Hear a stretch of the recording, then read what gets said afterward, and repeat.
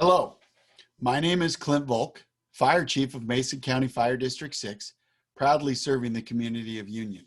Today, I'd like to speak with you about an important issue that's upcoming for us, being prepared for an extreme heat event.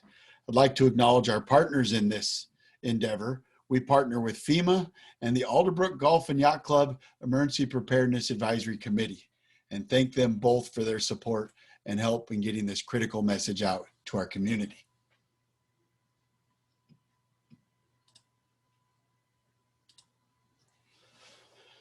Why is this important to me? Extreme heat often results in the highest annual number of deaths among all weather-related disasters.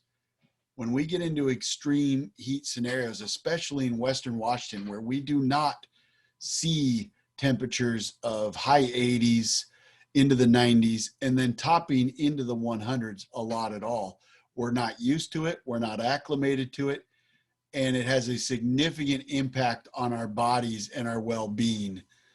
So why is it important? I want it to be important to you because extreme heat can be very dangerous to our health, and as you can see, is responsible for the most deaths among all weather-related disasters. What to do in an extreme heat episode. We have an extreme heat episode that is upcoming this weekend. We're going to go into the 80s on Friday. We're going to be in the 100s Saturday, Sunday, and Monday. And then the following week, we're going to stay in the mid 80s. This is very uncommon weather for us. This is an extreme heat episode. So what are we going to do? One, in these scenarios, we need to find air conditioning if possible. If you have air conditioning in your home, then I want you to use it. I want you to keep your house at a comfortable 75 degrees. Might be a little warmer than normal, but it's not 100. We don't want it to be 65. We're looking for that well averaged out 72 to 75. You're still in shorts and a shirt, but you're not being subjected to that intense heat that this event will bring. Some tips to keep your house cool. Cover your windows with drapes or shades. Keep those sun rays out of your home. The sun rays are going to heat the air that it passes through. By covering the windows with drapes or shades, we're stopping or slowing that. Use box fans and ceiling fans to circulate air throughout your home. As we circulate air, it can move the cool air around.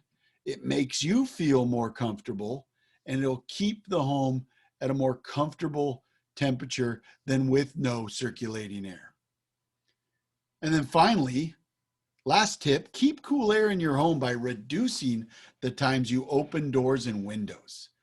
As we're opening doors and windows, we're having a huge air exchange every time we open the door.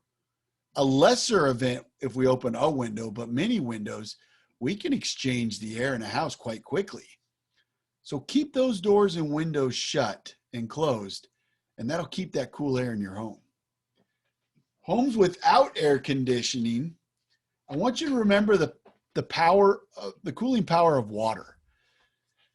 If it's getting to be quite warm in your house and you're doing all of the tips and it's still getting to be quite uncomfortable and you do not ever have air conditioning, try wetting down bandanas, rags, towels and using them, draping them on yourself for relief. Fill a pot or a pan with cool water and put your feet in it, like going out to the pool, but inside in the shade. These are ways that we can keep ourselves cool also without air conditioning. We need to avoid strenuous activity and exposure to the sun in an extreme heat episode or event. By doing strenuous activity, we're working our body, we're sweating, we're expelling fluid, consuming calories, and that's going to warm us up pretty good. And then put exposure to the sun in it is a recipe for a heat-related illness And we don't want that in these events. I want you to work and focus on avoiding strenuous activity and exposure to the sun for the next, at least the weekend into next week. 3, drink plenty of healthy fluids. I can't stress this enough. If you're seeing this video today, before the heat event, I want you to start focusing on your hydration today. Water is preferred. Drinking water, sipping water. Please avoid alcohol and drinks that do not contribute positively to hydration. Soda does not contribute positively to hydration. Sports drinks can contribute, but I'd like you to drink 3 glasses of water for every sports drink. That way you're not getting too much sugar, too many salts, you're hydrated. With hydration comes the urge to go potty. And when you go potty, I want you to pay attention to the color of your urine. If your urine is very dark, you are very dehydrated. I want you to continue to drink fluids, healthy fluids.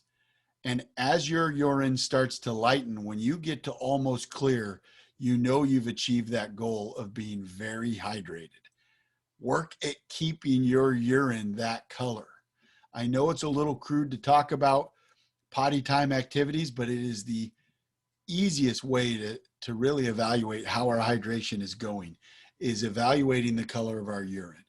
So drink lots of water, sports drinks every so often, but avoid alcohol and drinks that do not contribute positively to your hydration. Check on our family members and neighbors. This is a significant event. Temperatures are going to be in the 100s. So your young family members, your older family members, we need to be checking on them, making sure they're okay, making sure they're hydrating, making sure they understand how serious this is. Your neighbors, give them a shout out, check on them, see if they're doing okay. Make sure everybody's aware of what's going on, and together we're going to get through this. As we know, we need to be aware that our young family members and older family members are the most susceptible to be negatively affected by an extreme heat event. Their bodies just aren't going to handle as well as somebody that doesn't fall into that young or older demographic. So work on the things we've already talked about. Focus on the hydration. No strenuous activity. Strenuous activity also includes playing. If we're out running around in a sprinkler and we're subjecting ourselves to the rays of the sun, these can contribute to a negative effect on our body and can make our children sick. When it comes to our older members of our family and community, they need to be drinking lots of water. A lot of our older family members are already suffering from dehydration. They have to make that commitment, always sipping water, drinking water at least 100 ounces a day. I'd like to see it more to 128 to 140 to 50 ounces a day. That's 1.25 gallons. So that's how much water our body needs to stay cool in these scenarios. Watch for signs of heat-related illness. This is an extreme heat event. We don't see these a lot. We're going to get heat-related illnesses. It's going to happen. So we're going to go over some of these illnesses right now. Heat cramps. The signs of heat cramps is muscle pain or spasm in stomach, arms, or legs. Actions if we have someone or ourselves that have heat cramps. I want you to get the person to a cooler location, remove their excess clothing, and have them start taking sips of cool sports drinks with salt and sugar. The reason why we're doing that, because you say, Chief, you just told me to drink more water than sports drinks. Yes, I did. But that's preventatively. Now that we have a heat-related illness, we have to be more aggressive, and we've got to get the salt and sugars back in the body, the electrolytes, along with the water. So I want you to take sips of cool sports drinks that have salt and sugar in them. Call 911 if the cramps last more than an hour. Next is heat exhaustion. The signs of this is heavy sweating, paleness, muscle cramps, tiredness, weakness, dizziness, headache, nausea, or vomiting. This is a person that's sick and they look sick, and it's obvious they've had too much sun, or it's obvious that their hydration is so poor that the actual ambient air temperature heat is making them sick and their body can't compensate. What actions to take?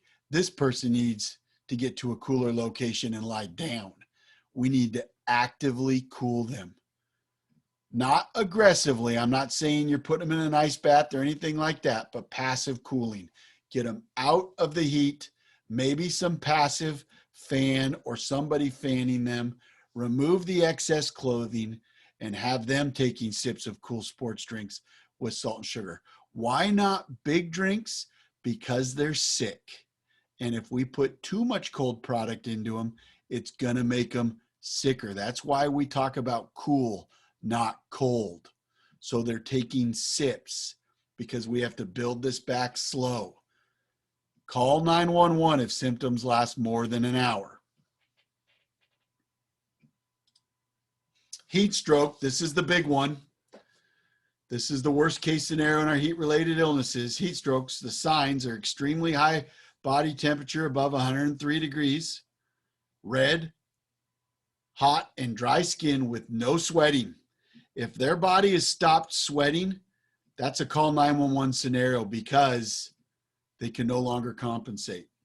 They're gonna have dizziness, headache, confusion, and this can culminate with unconsciousness. So be very aware of your heat exhaustion and ignoring it turning into heat stroke. You can see in the actions, first thing in red, call 911 or get the person to a hospital immediately. Cool down with whatever methods are available until medical help arrives. This can be the aggressive cooling. 103 degrees and above is life-threatening to the human body. So cool water, towels. Don't shock the body by throwing somebody in an ice bath because that can cause cardiac arrest. But we're aggressively trying to cool the body the best we can. Call 911 and get emergency medical en route. Okay, in closing, please focus on staying hydrated. We have time to prepare for this. We're preparing right now.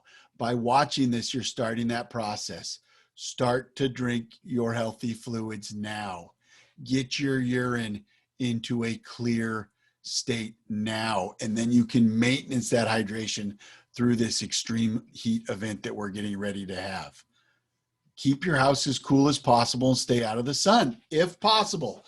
Obviously, there's some scenarios that we can't stay out of the sun. If we have to walk somewhere, then we have to be out in the sun.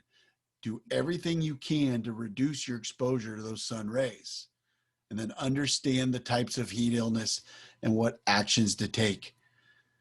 Understand what the heat cramps are, and then the heat cramps untreated, they're going to turn into heat exhaustion. Heat exhaustion untreated, unfortunately, is going to turn into heat stroke. Heat stroke is life-threatening. So please take this information, take it to heart, make your preparations, and put them into action. I thank you for your time today and your attention to this incredibly important public health message that we have.